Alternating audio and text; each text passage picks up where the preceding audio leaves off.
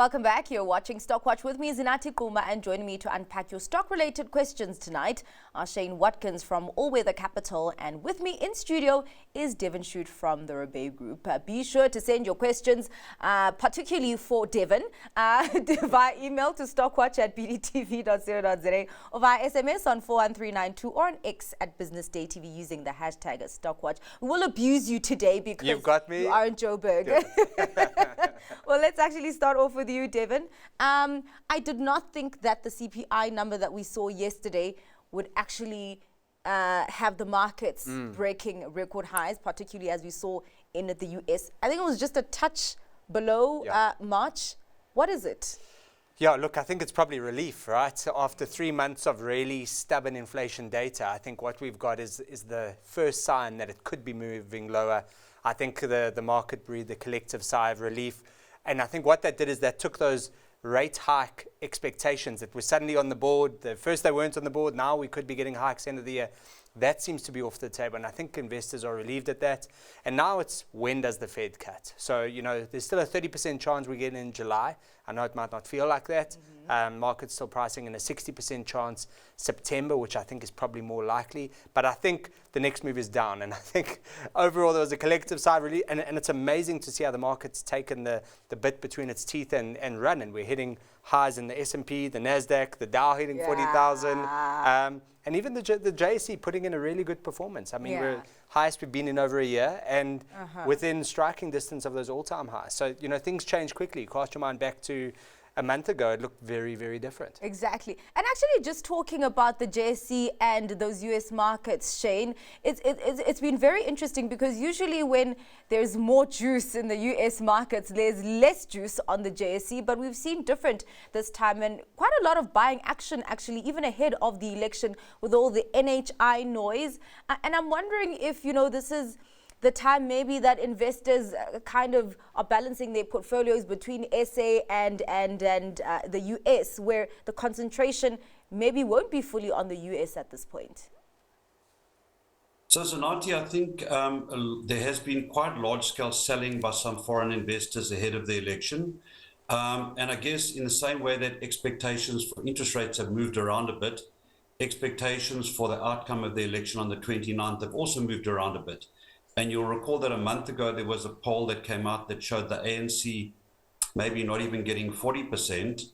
And that would then imply perhaps a coalition with the EFF or the MK party, or a government of national unity of some sort. But financial markets don't like uncertainty, and they wouldn't like a coalition with the EFF or the MK party. More recent polls have shown the ANC getting mid-40s. And we had a call today with a well-known political commentator, and he feels that the ANC may even squeak in over 50%. And markets generally like a status quo outcome, but I think there has been selling ahead of the uncertainty of the election, and I think that selling is largely concluded now. And so, you know, as global markets drift higher, we're now facing maybe a more benign outcome in the election, which would imply the ANC above 45. And then, of course, you know, interest rate cuts are good for financial assets. I think I've said before that, you know, interest rates are to financial markets what gravity is to physics. And if we start to see rate cuts, then you tend to see financial assets pricing upwards globally and in South Africa. Yeah, it's quite interesting that market expectations are now shifting to more support for the ANC. I'm wondering if the lack of load shedding has anything to do with it. We should be having elections every month, okay? Yes. All right, let's get on to the questions. Please excuse me if I'm oversimplifying the question, which relates to dividends versus share buybacks. As an amateur investor, we are always told to buy dividend stocks. However, it is my experience that the share price drops a very similar percentage the day they go ex-dividend, and you have to pay tax on the dividend amount. If a company has spare cash, presumably they have three options: buy something, pay a dividend, or do share buybacks. By doing the latter, that's the share buybacks, in theory raise the price of the shares proportionately without an immediate tax implication.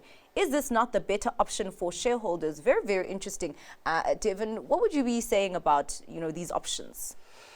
Look, there's a lot of factors that goes into it. The viewer is 100% right. I mean, when a company is distributing profits, they have the option to pay it out as cash, or they can buy back their shares. And what share buybacks do is just reduce the number of shares available, so the profits are spread amongst less shares, so it has an accretive effect in that regard. My personal preference is for dividend. I feel that, to get paid, you are then making the choice if you want to reinvest it back in the company. Okay. Whereas with a share buyback, that choice is not given to you. There are some tax nuances in that regard. And I think a further thing for the viewer to look out on is what price the company is buying back their shares at. If they're overpaying, I mean, you'll cast your mind back to the infamous Cynthia Carroll Anglo American share buyback at the top of the market. That was value destructive. I think if the company is buying back shares at an attractive price relative to fair value, yes, that can be accretive. But I would still say if they're distributing, I'd rather have the cash and decide where to deploy it. So, I mean, I think, notwithstanding all the taxes that are slightly different, that's my opinion on it. Yeah, actually quite interesting, and an interesting element that Devin brings out there, where, in terms of the level of the share price, the company decides to do those share buybacks. Shane, what would you have to say about that? So, Zanati, in reality, the thing that makes a difference is the spread between what interest rate the company is paying on borrowings and what the earnings yield is on the shares that they're buying back. So let's say interest rates are 10% and the company is buying back a share on a 10 PE, so the earnings yield would be 10. That would in year one theoretically be earnings neutral. Now, obviously, companies tend to grow their earnings over time, so to be earnings neutral in year one, but earnings positive in year 2, 3, and 4. But, as interest rates come down, it does make a share buyback, the spread between what you're paying on your debt and the earnings yield of the share, it makes it more positive in future years. So, if we're going into an environment now where interest rates are coming down, then the cost of the debt that you're using to buy back the shares comes down, but the earnings yield of the company stays the same. So, in a declining rate environment, a buyback, in my mind, is more attractive mathematically. I also think that companies that do share buybacks, there's a lot of information embedded in the fact that management want to buy back their own shares. And, we tend to think that if the company doesn't want to buy back its own shares with spare capital, then it's hard for us to make a case to buy shares ourselves.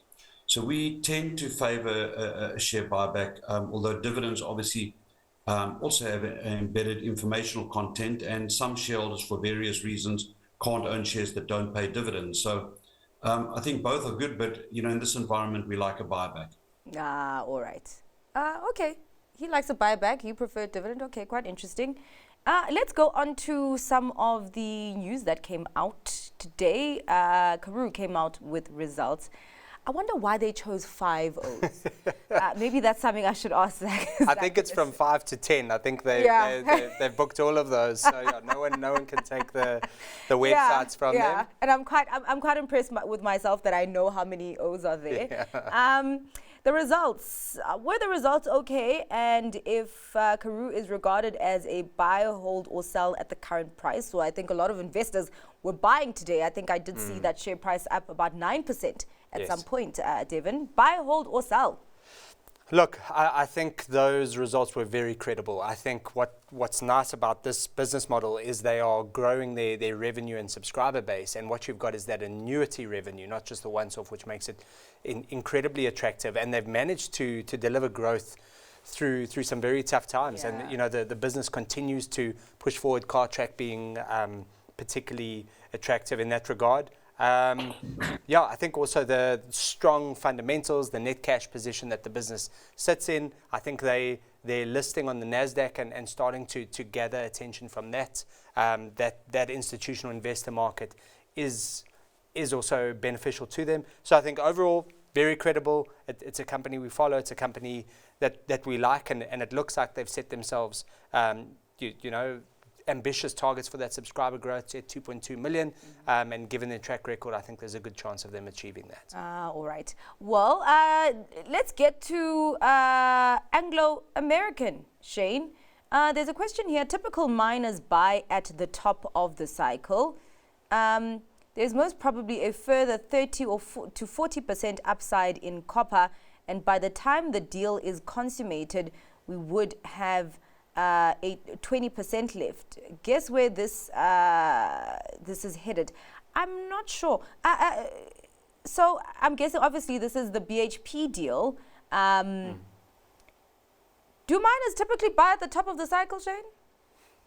I would say probably they do. In fact, I was thinking, I watched Duncan Oneblood's presentation the other day, and he was trumpeting the fact that he's been in mining for 30 years.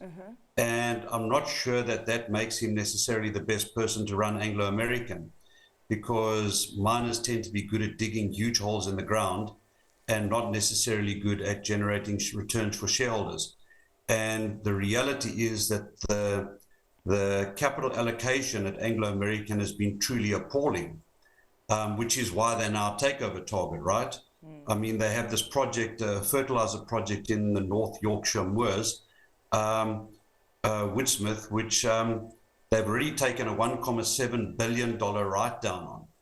I mean, remember, this company is only worth sort of 35, or the market cap is only 35 or $40 billion. So they've already written off 5% of their market cap just in this one project.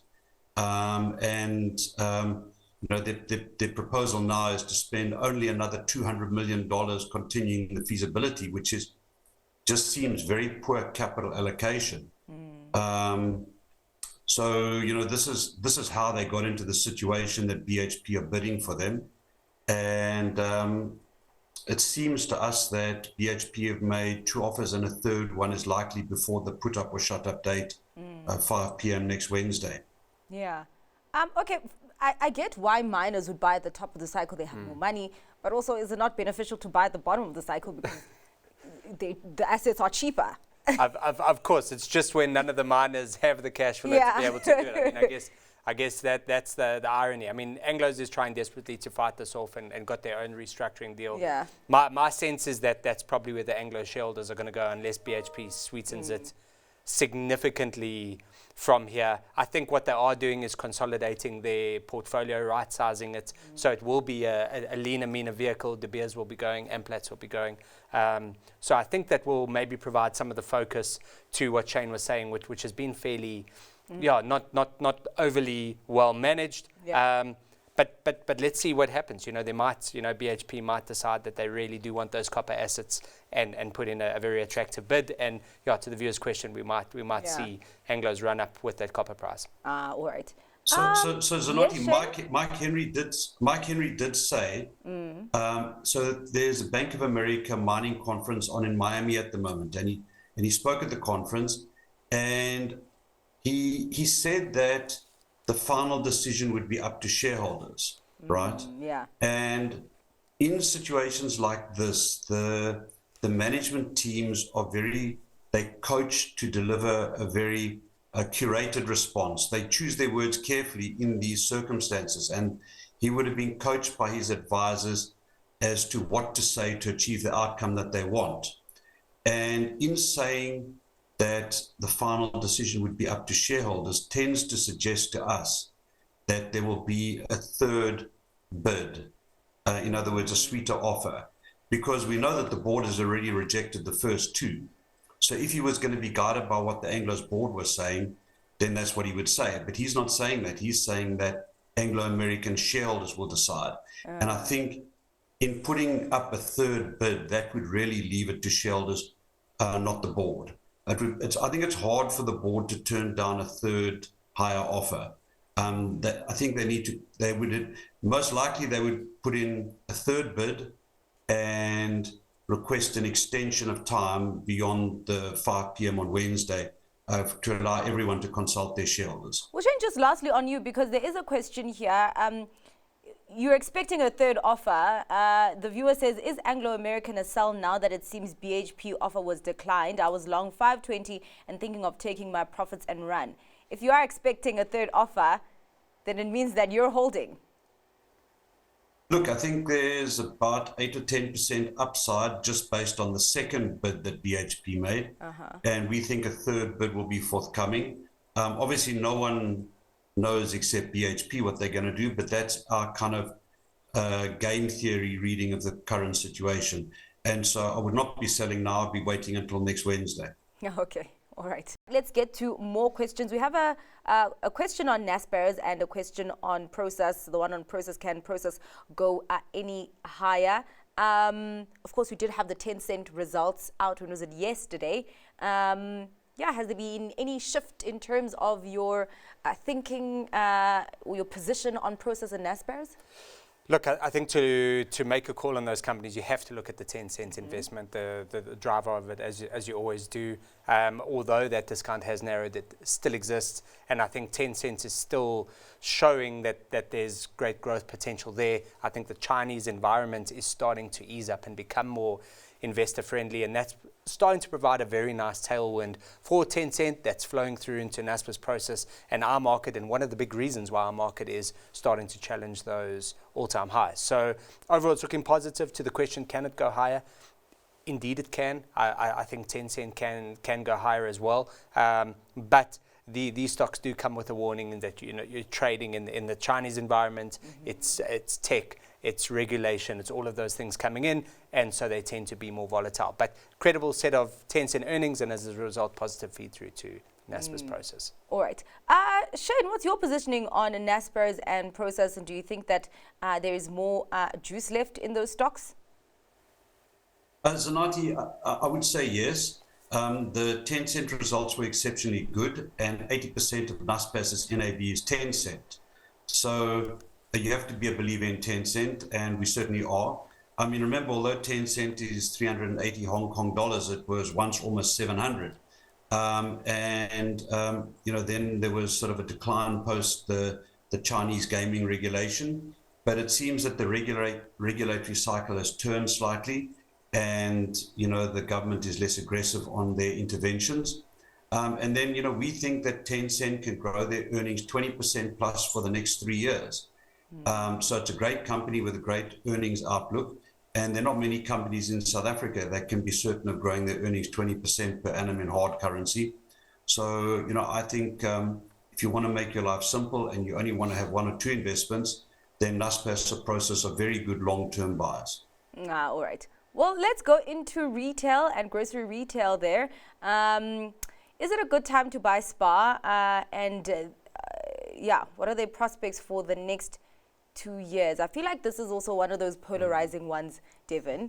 Yes. Where would you be on that fence? Look, I think retail in South Africa is ShopRite and everyone else trying to catch them at the moment.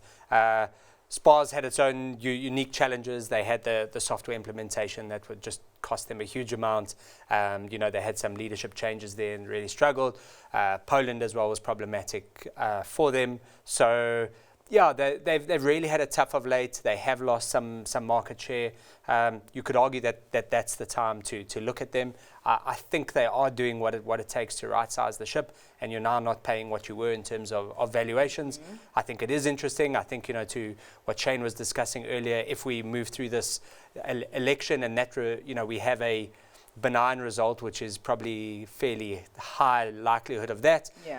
Life carries on, and then that uncertainty is removed, and likely we start to see a moderate uptick in the economy combined with all the reforms that we're seeing coming through. So kind of long story short, I think the macros could start to support them a little bit more. I think their own goals are largely behind them. Ireland is doing well, and I think it's one to look at, but it's not a slam dunk. There's still some hangovers lingering in the stock. Yeah, I see a share price surge of 5% today. Seeming that it is participating in the kind of buying action that you are seeing on SA Inc. recently.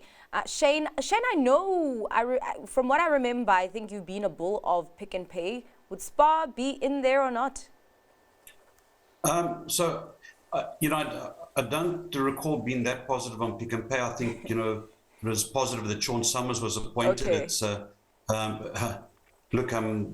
Pick n Pay is a different situation to SPAR. I mean, SPAR is still profitable, right? Pick n Pay is making significant losses.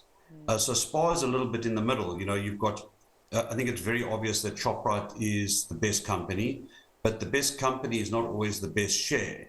Sometimes you can make great money by buying another company that's not necessarily the market leader, but at a very depressed valuation. Now, that kind of brings me to SPAR, because I do think that there is a good opportunity in SPAR. I mean, remember, SPAR was 200 Rand 5 years ago, and the share price is now 100. What has happened at SPAR has been a lot of self-inflicted wounds, and as has been alluded to, some of the costs that have brought the margin down to 1.5, where it was 2.5, some of those costs are one-off. It was the SAP implementation, some losses in Poland, some litigation with franchisees, but they are kind of solvable one-off problems. I mean, if they can get out of Poland, those losses cease. The SAP losses, well, that is behind them. The litigation costs are paid. So we're fairly confident that SPAR can get back to 10 or 12 rands worth of earnings. And, you know, if you put that on a 12 or 15 P, that's an easy 30% upside. So, I mean, short answer, yes, we'd be buyers of SPAR. And Pick n Pay? You know, Pick n Pay's problems are more complicated. They have, as I've said before, they have a weak balance sheet, which is why they're doing a rights issue, and they have weak operating assets. Their assets are compromised and they're up against able competitors.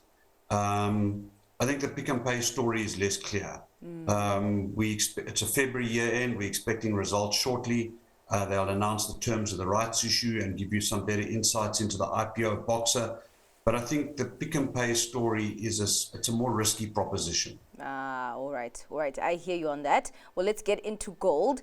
Pan-African Resources came out with a revised higher end of guidance for production. With such a high gold price, are higher costs as seen with gold fields likely to minimize profits for gold miners? Or if Pan-African can keep costs down, are we likely to see a rally in the stock? I think from what I've seen recently from Pan-African Resources, they have actually reported reduced costs, unlike what we saw with Goldfields, if I'm right, Devin. I think that's right. I do stand corrected, but I think they have managed to contain costs well.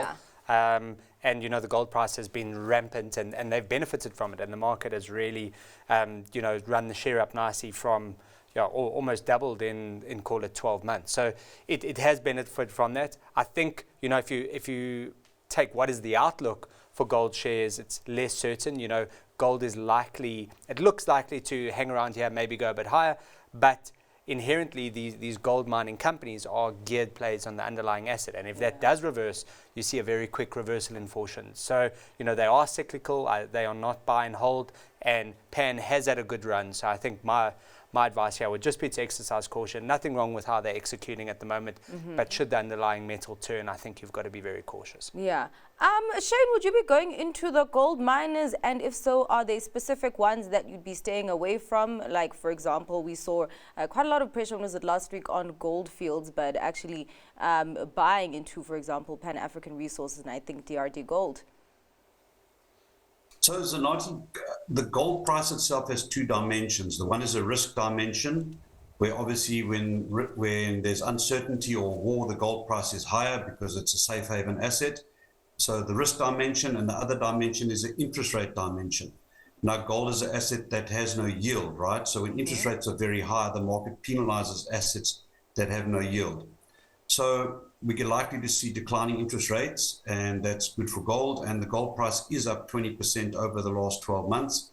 And then obviously the risk dimension, well, risk is inherently sometimes something you can't predict. Our preference in the gold sector is to be in the large cap gold miners. And at the present moment, our preference is to be in Anglo Gold. Okay. Remember last year, Anglo Gold significantly underperformed Goldfields, which was kind of the market darling.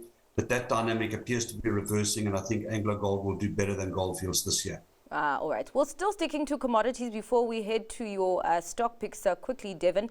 Could the potential spin-out of Amplats coincide to be the next Thungela? Given Anglo's history of prior restructuring now combined with potential rising PGM basket prices like coal did in late 2021, if the stars align, could history repeat itself, or am I too optimistic? Interesting question. Look, to get another Thungela, I mean, that was incredible for the people that went in, bought a huge dividend yield, rallied straight after the unbundling. There are some similarities. Coal was an asset that no one wanted to own. PGMs are in a tough space at the moment. People are calling structural decline there. So possibly. I think initially you might see some heavy selling as people now hold just the Amplats and not within the Anglo stable won't want to for whatever reasons. Is there enough of a business case for platinum to run? I think it's possible, but again, it depends on the underlying commodity. I think it's probably one to watch closely, but no guarantees with single commodity producers. Yeah, very, very interesting question there, right? Gents, let's get to your stock picks for today. Shane, what is your stock pick? So Zanati, I've actually interestingly picked Amplats as my stock pick. The share price has been negatively impacted by the news that Anglo American and Billiton will unbundle Amplats. But the interesting thing is that because the company is 70% owned by Anglo American, it's significantly down-weighted in the indices because they're free float adjusted. So to the extent that the free float becomes 100%, the weighting will increase. And at present moment, the weighting of Amplats is 0.7%, but in a full unbundling in the SWIX, that will go to 4%. And into the MSCI South Africa index, that weighting will go to 6%. Amplats will essentially have the same weighting as Standard Bank. It'll be one of the top 5 weightings in our market. So there will be a lot of passive buying for the share. On top of that, there's a very significant short interest in Anglo American Platinum. We think it's about 20 to 30 days trade to cover. So a lot of people are short. And in fact, there's almost no borrow if you wanted to increase your short position. In addition to that, there's a very significant short interest in palladium. We think that about 600,000 or 700,000 ounces of palladium are short. Now remember, the whole palladium market is only about 9 million ounces per annum. So if you combine the short interest in the underlying commodity and the short interest in the company itself with the potential upweighting, and then I think also the fact that actually Amplats is a reasonably good company. It's probably got the best platinum mine in the world in Mogalakwena because it's an open cast mine, not an underground mine. We think those factors together combine to make this actually quite an interesting situation. And if the share does get sold off again on the unbundling, we think it's a good opportunity to buy it. All right. What are you buying, Devin? It's one we've chatted about before. It's the China Internet ETF, KWEB. Does come with a health warning. It is volatile, but I think, to our earlier discussion around Tencent, I think you're starting to see a lot of these Chinese tech shares be rediscovered, creating, earning the right for investors to look at them again from being uninvestable a while back. I think they are starting to really show some good earnings growth. We've got JD, Alibaba, Tencent all in there. You're getting in one thing. We have seen a shift in government policy to try be more investor friendly, to try stimulate that economy and prop up the property sector. So we think the tech sector potentially moves first there. We've started to see that move. It's up 20% odd in the last month.